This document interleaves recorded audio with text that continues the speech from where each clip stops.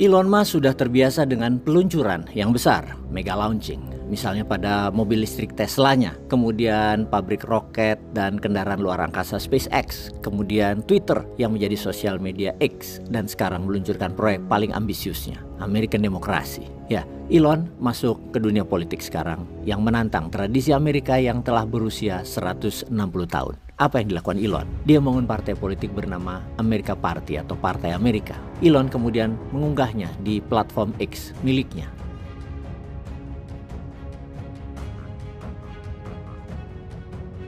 Kalimat terakhirnya adalah Elon ingin memberikan kembali kebebasan bagi rakyat Amerika.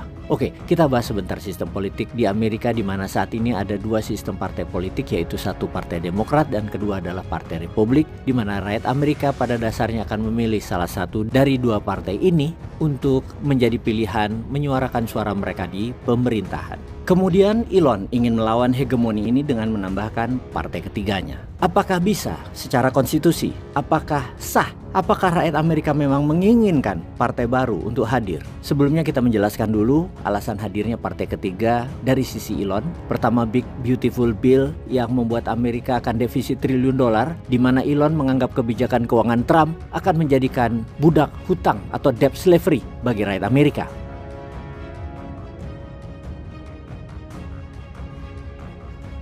Kemudian Elon menekankan di Amerika itu bukan two party system, tapi satu koin punya dua sisi mata uang yang sama. Kemudian Elon melakukan survei di platformnya yang mana Elon mendapatkan 80% lebih responden yang setuju akan dibuatkannya partai ketiga, Partai Amerika.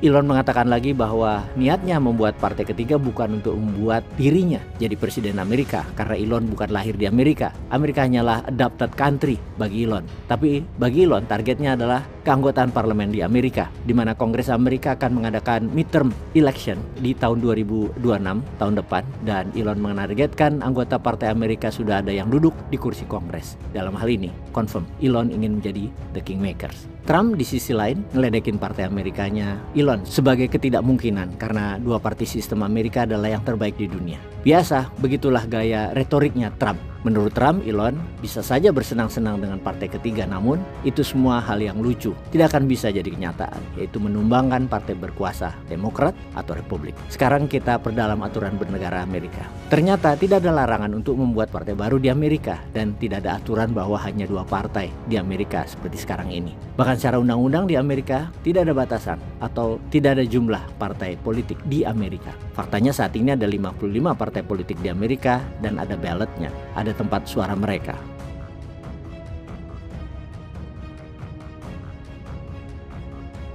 Mengapa tidak ada yang membicarakan partai-partai tersebut? Karena pada dasarnya semuanya memiliki kesamaan platform bernegara, tidak punya basis massa yang solid dan berbeda. Semuanya sama, ya lebih baik pilih Partai Demokrat atau Republik. Terakhir kali pihak ketiga hampir menguasai pemerintahan Amerika yaitu di tahun 1912 ketika Theodore Roosevelt dari Partai Progresif Amerika, dan dia menjadi kandidat presiden nomor 2, namun Roosevelt kalah dari Woodrow Wilson dari Partai Demokrat untuk jadi presiden. Kemudian di tahun 1992 Ross Perot, seorang bilioner asal Texas, membuat Partai Reformasi atau Reform Party yang pada saat pencalonan presiden dia mendapatkan 19% suara dukungan rakyat, namun tidak cukup untuk memenangkan kursi kepresidenan Amerika waktu itu yang dimenangkan oleh George W. Bush Jr.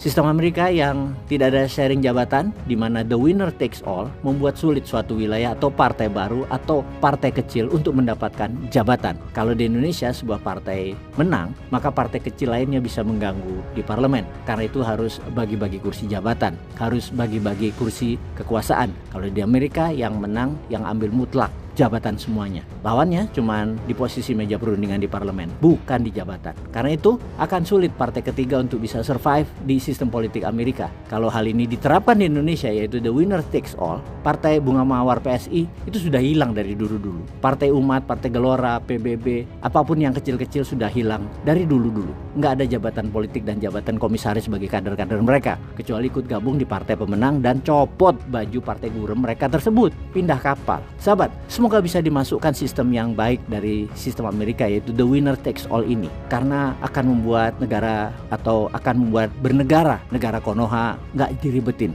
partai recehan. Peace.